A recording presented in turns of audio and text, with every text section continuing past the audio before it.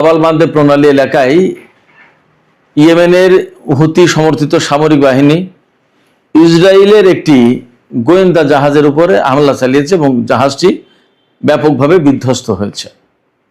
এরপরে ইয়েমেনের সামরিক বাহিনী সৌদি আরবের আরামকো তেল ক্ষেত্র এবং ইয়ানবু বন্দরে, লোহিত সাগরে অবস্থিত ইয়ানবু বন্দরে হামলা চালিয়েছে এবং আরামকোর বেশ কয়েকটি পাইপলাইন বন্ধ ঘোষণা করতে বাধ্য হয়েছে।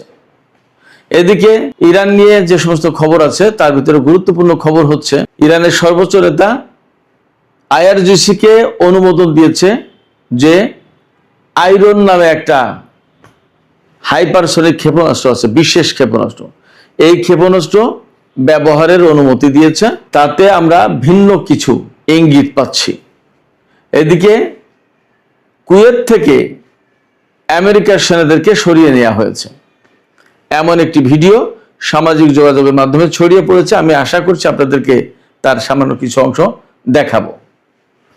আর ইরানের কারার নামে একটি ড্রোন আছে, সেই ড্রোনে মাজিদ ইন্টারসেপ্টর বসানো হয়েছে। মাজিদ ইন্টারসেপ্টর বসানোর কারণে আমেরিকা কোথায় ঝুঁকির মুখে পড়তে পারে, কোথায় ক্ষতির মুখে পড়তে পারে, আমেরিকার জন্য কি সমস্যা তৈরি হতে পারে, এই সমস্ত বিষয়গুলো নিয়ে আমি আপনাদের সামনে এখন হাজির হয়েছি। আশা করছি বিস্তারিত আলোচনা করব। এর সাথে আমি আজকে বিশেষ করে আমাদের দর্শক শ্রোতা কাউকে আশ্বস্ত করেছিলাম, তাদের সবার প্রশ্ন যে ইরান কেন এই মুহূর্তে যুদ্ধবিরতির দিকে যাচ্ছে, আমেরিকা যেহেতু দুর্বল অবস্থানে, আমেরিকার হাতে যেহেতু অস্ত্র কম, তাহলে ইরান কেন এই মুহূর্তে ব্যাপকভাবে হামলা চালাচ্ছে না, ইরান কেন আমেরিকার যুদ্ধ জাহাজগুলোতে হামলা চালাচ্ছে না, ইরান কেন ইসরায়েলে হামলা চালাচ্ছে না, ইরান কেন চূড়ান্তভাবে যুদ্ধ শুরু করছে না, এরকম অনেকগুলো প্রশ্ন আছে। আমি এই প্রশ্নগুলোর জবাব দেওয়ার চেষ্টা করব। আশা করি আজকের আলোচনা ভালো লাগবে এবং নিশ্চয়ই এটা একটা আলাদা আলোচনা হতে যাচ্ছে। দর্শকদের প্রশ্নের জবাব আমি দেওয়ার চেষ্টা করব এখানে। আশা করি আপনারা শেষ পর্যন্ত সঙ্গে থাকবেন। আর ভিডিও ভালো লাগলে লাইক কমেন্ট শেয়ার করবেন এবং চ্যানেলটি সাবস্ক্রাইব করে সাথেই থাকবেন। প্রথম যে আলোচনা সেটা হচ্ছে যে বাব আল মানদেব প্রণালীর কাছে ইসরায়েল এবং মোসাদের সংশ্লিষ্ট একটি জাহাজে হামলা চালিয়েছে ইয়েমেনের হুতি সমর্থিত সামরিক বাহিনী। তাদের হামলায় জাহাজটিতে বিস্ফোরণ ঘটতে দেখা যায় এবং ব্যাপকভাবে ক্ষতিগ্রস্ত হয়েছে। বাট কেন এই জাহাজ আসছিল এবং কোথায় যাচ্ছিল, কি ব্যাপার, এটা পরিষ্কার না। তবে আমি আপনাদেরকে একটু জানিয়ে রাখি, সোমালিয়ার যে পশ্চিম অংশ, সিংহের লম্বা অংশ যেটা, এই লম্বা অংশ সোমালিল্যান্ড নামে একটা আলাদা রাষ্ট্র প্রতিষ্ঠা করার চেষ্টা করছে সেখানকার কিছু লোকজন, এবং পৃথিবীর একমাত্র ইসরায়েল ছাড়া আর কেউ তাকে স্বীকৃতি দেয়নি। এই সোমালিল্যান্ডে কিন্তু ইসরায়েলের ঘাঁটি আছে, ইসরায়েলের সেনা মোতায়েন আছে। এখন এই জাহাজ সোমালিল্যান্ডের দিকে যাচ্ছিল নাকি অন্য কোথাও যাচ্ছিল পরিষ্কার না, বাট তাতে হামলা হয়েছে। এপাশে সৌদি আরবের পূর্বাঞ্চল কাতিব প্রদেশের দিকে ইয়েমেনের হুতি যোদ্ধারা বা তাদের সমর্থিত সামরিক বাহিনী হামলা চালিয়েছে তেল ক্ষেত্রের উপর, আরামকো তেল ক্ষেত্রের উপর, এবং আরামকোর বেশ কয়েকটি পাইপলাইন বন্ধ করে দিতে বাধ্য হয়েছে সৌদি কর্তৃপক্ষ। শুধু তাই না, লোহিত সাগরে যে সৌদি আরবের যে বন্দর ইয়ানবু বন্দর, এই বন্দরেও হামলা চালিয়েছে ইয়েমেনের হুতিরা। তার মানে ইয়েমেনের হুতি সমর্থিত সরকার এবং সৌদি আরবের ভিতরে এই মুহূর্তে বেশ বড় রকমের সংঘর্ষ চলছে।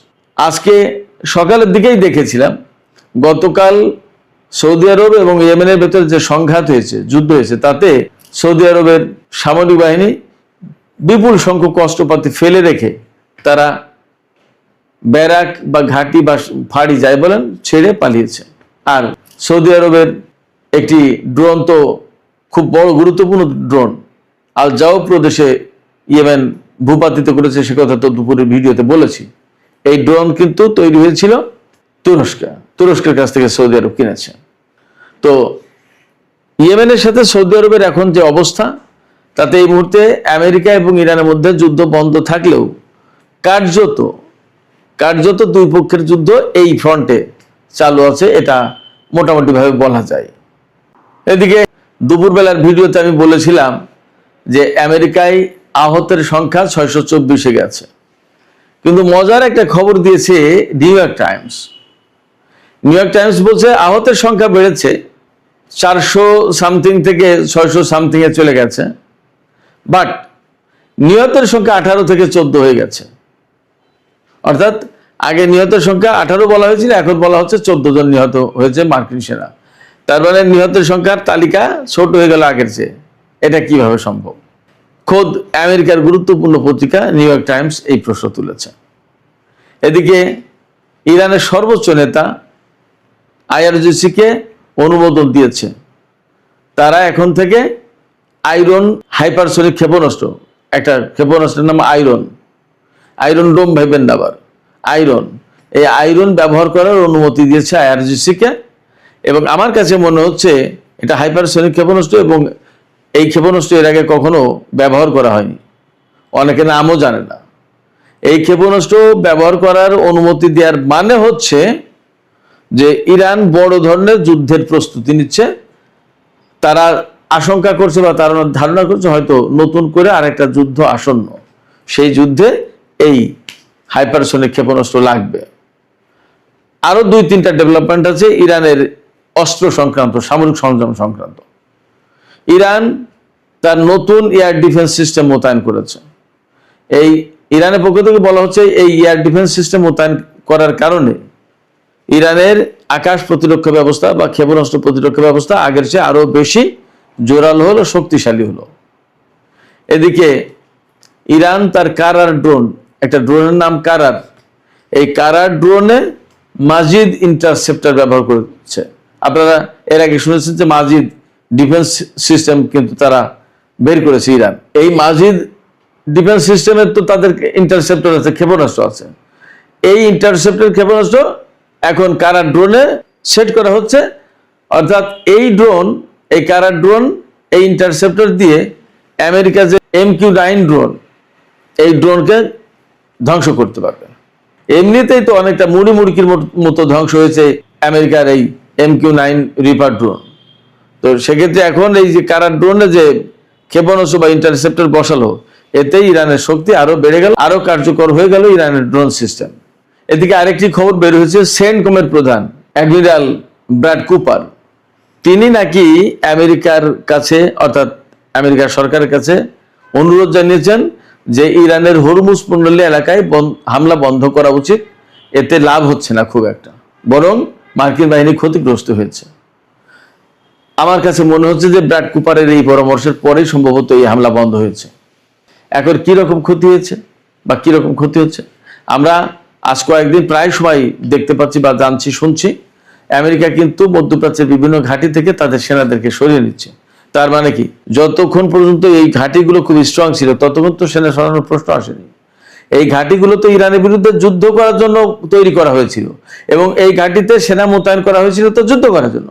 এখন যখন ঘাঁটি থেকে এই সমস্ত সেনা সরিয়ে নেওয়া হচ্ছে, যদি এই খবরগুলো সব রাইট হয়, সঠিক হয়, তাহলে একদম পরিষ্কার যে আমেরিকা মধ্যপ্রাচ্যে অ্যাকচুয়ালি তাদের ঘাঁটিতে তাদের সেনাদেরকে নিরাপত্তা দিতে পারছে না, তাদের ঘাঁটি ধরে রাখতে পারছে না, সেনাদের নিরাপত্তা নেই, যার কারণে সরিয়ে নেওয়া হচ্ছে।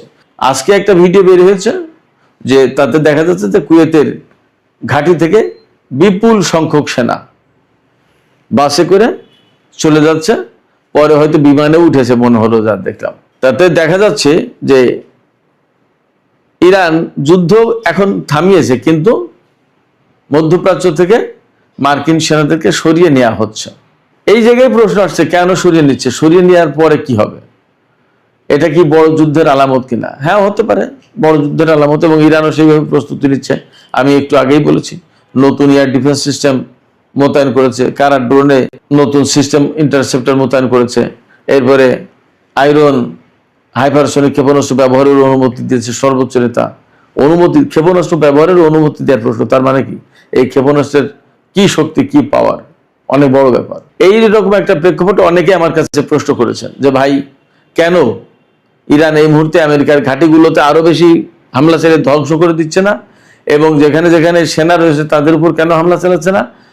ভারত মহাসাগরে বা বিভিন্ন জায়গায় তাদের যে জাহাজ মোতায়েন আছে সেই সব জায়গায় যেহেতু ক্ষেপণাস্ত্র ফুরে গেছে, তাতে হামলা চালাচ্ছে না কেন? ইরান এখন কেন আলোচনার দিকে যাচ্ছে না, ইরান আলোচনার দিকে যাচ্ছে না, এটা ইরানের পক্ষ থেকে পরিষ্কার করে বলা হয়েছে।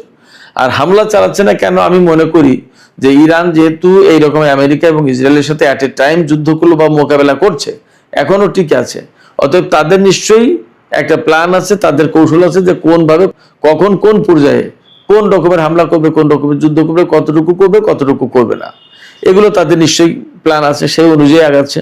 আমার আপনার কথায় তো তারা চলবে না, তারা তো একটা প্রতিষ্ঠিত সামরিক বাহিনী, এ তো এমন না যে কি করবে না বুঝে উঠতে পারছে না, এটা গেলে এক। দ্বিতীয় হচ্ছে বড় বড় জাহাজে হামলা করা মানে একটা বিষয় খেয়াল করেন, জাপান যখন পার্ল হারবারে হামলা করেছিল মার্কিন জাহাজে, তারপরে কিন্তু আমেরিকা জাপানের উপরে সেই অ্যাটম বোমা মেরেছিল, পরমাণু বোমা। তো বড় বড় জাহাজে হামলা করা মানে অনেক বড় যুদ্ধের পরিসর আরো অনেক বড় করে ফেলা। ইরান যেভাবে যুদ্ধ করছে এতেই তো তারা কাবু হয়ে গেছে মোটামুটি ভাবে, দেখা যাচ্ছে, বোঝা যাচ্ছে, শোনা যাচ্ছে।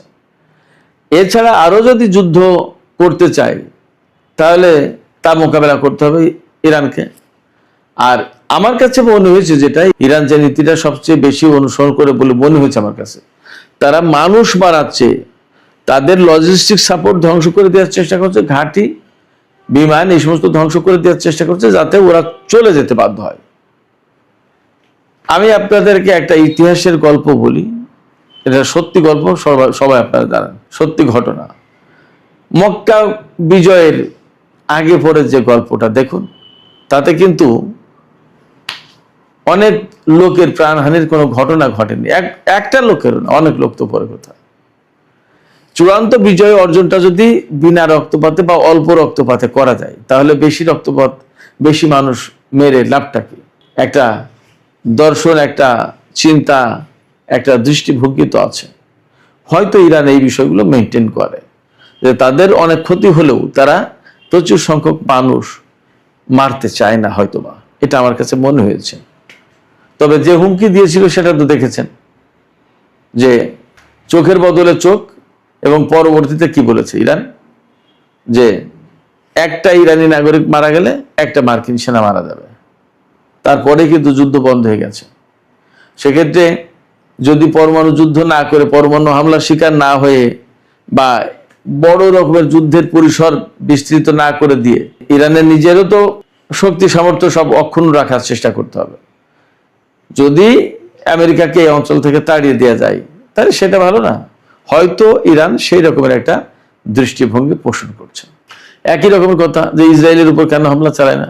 আমার কাছে মনে হয়েছে এইবারের যুদ্ধে, এই যে গত 13-14 দিন যে যুদ্ধ হলো, সেই যুদ্ধে আমার কাছে মনে হয়েছে যে যেহেতু আমেরিকা একা এসেছে, এখানে আমেরিকাকে একাই মোকাবেলা করুক ইরান, অর্থাৎ শুধু আমেরিকাই থাকুক, এতে যুদ্ধ, এতে আবার ইসরায়েলকে টেনে আনার দরকার নেই। কারণ যখন ইসরায়েল টেনে আসছে, ইসরায়েল যুক্ত হচ্ছে, তখন তো দুটো শক্তিকে একা ইরানকে মোকাবেলা করতে হবে। তার চেয়ে একটা একটা করে দিক, একজনকে পঙ্গু করে দিক, তারপরে বাকিটা দেখা যাবে। এই কৌশলটা তো ভালো কৌশল। সেক্ষেত্রে এখনই ইসরায়েলের বিরুদ্ধে না, আমেরিকা যদি মধ্যপ্রাচ্য থেকে চলে যায়, আমি বিশ্লেষণের কথা বলছি, প্রেক্ষাপটটা কি হতে পারে। আমি বলছি যে আমেরিকা যদি মধ্যপ্রাচ্য থেকে পরিস্থিতি এমন হলো যে চলে যেতে বাধ্য হলো, তখন তো ইসরায়েল অটোমেটিক্যালি দুর্বল হয়ে যাবে। সেক্ষেত্রে অহেতুক যুদ্ধ করে বহু মানুষের প্রাণহানি না ঘটিয়ে যদি দুর্বল করে দেওয়া যায়, সারেন্ডার করে বা চলে যায়, সেটাই তো ভালো। আমার কাছে মনে হচ্ছে ইরান হয়তো এরকম একটা দর্শন অনুসরণ করছে। সুপ্রিয় দর্শক, আমি যে আপনাদের প্রশ্নের জবাবে যা বললাম, যে ব্যাখ্যা দিলাম, আপনাদের কাছে কি তেমন মনে হয় নাকি আরো ভিন্ন কোনো আপনাদের দৃষ্টিভঙ্গি আছে, মতামত আছে? জানিয়ে কমেন্টে লিখতে পারেন। আর ভিডিও ভালো লাগলে লাইক, কমেন্ট, শেয়ার করবেন।